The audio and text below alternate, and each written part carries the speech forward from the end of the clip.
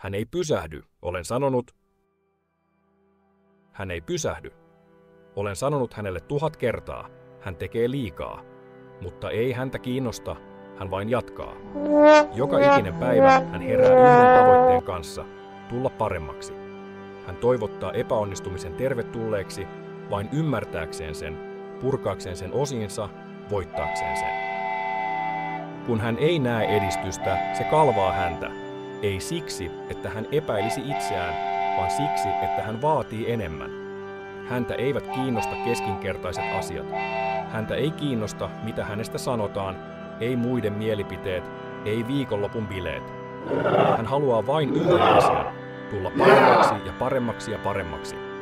Hän on Jyrsin, ei vain mies, vaan kone, voima. Jyrsin niin kuin laite, joka jauhaa kovan kiven tomuksi. Niin hän tekee tavoitteille. Hän pilkkoo ne, murskaa ne pieniksi, pysäyttämättömiksi teoiksi. Hän tekee mahdottomasta totta kuin hullu tiedemies pimeässä. Armoton, pakkomielteinen. Ja siksi Jyrsin ei koskaan pysähdy. Hän muuttaa vision toiminnaksi, kunnianhimon rutiiniksi, unelmat pölyksi ja jälleen muodoksi. Siksi Jyrsin ei koskaan pysähdy. Voittaminen vaatii, että näytät aluksi typerältä. Se on se peli. Aiot näyttää pelleltä, kun yrität ensimmäistä kertaa jotain oikeasti merkityksellistä. Haluat oppia uuden taidon, tulet olemaan huono. Haluat aloittaa yrityksen, tulet näyttämään tyhmältä. Haluat kehittää kurinalaisuutta, arvaa mitä, epäonnistut muutaman kerran. Se kuuluu kauppaan.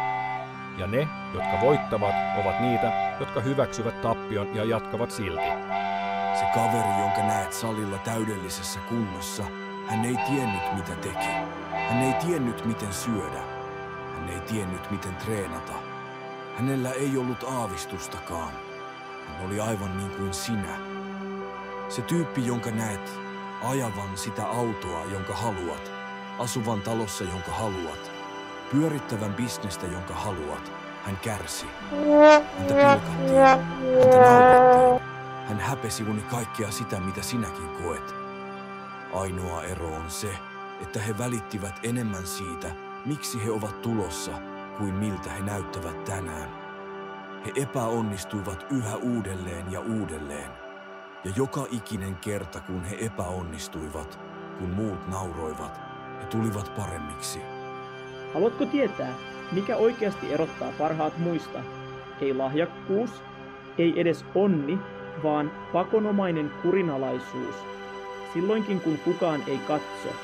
Michael Phelps ei tullut legendaksi vartalonsa ansiosta. Hänestä tuli legenda, koska 6 vuoden ajan hän ei pitänyt ainuttakaan vapaa päivää. Ei syntymäpäivänä, ei jouluna, ei edes sunnuntaisin. Hän treenasi, kun kukaan muu ei treenannut. Ja siinä hiljaisuudessa hän löysi etunsa. Tässä on se, mitä useimmat eivät ymmärrä. Parhaat eivät odota motivaatiota. He tekevät sen, mikä täytyy tehdä, silloinkin kun ei huvita. Koska he ovat oppineet, että mieltä voi treenata kuten kehoa. Ja kun hallitset sen, sinusta tulee pysäyttämätön.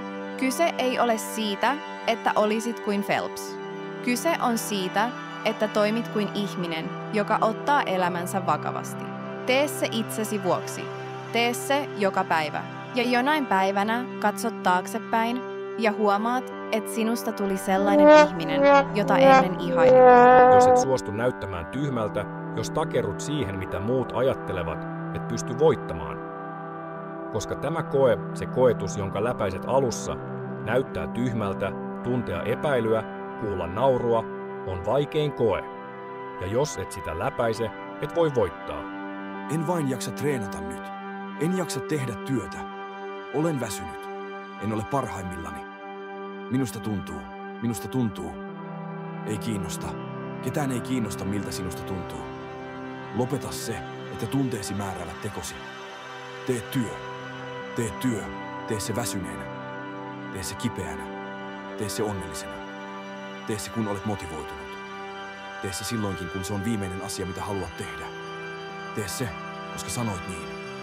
Hänessä ei ole enää valoa, vain tulta, vain hiljaisuutta, vain voimaa.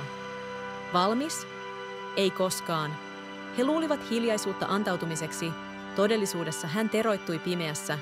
Hiljaa, tarkoituksella, hänestä tuli jotain muuta. Nyt hän kulkee kuin toteutunut ennustus. Näin käy, kun väärää sielua painetaan liian pitkälle. Kutsut minua hirviöksi, mutta olen sitä, minkä maailma takoi, mitä se käytti.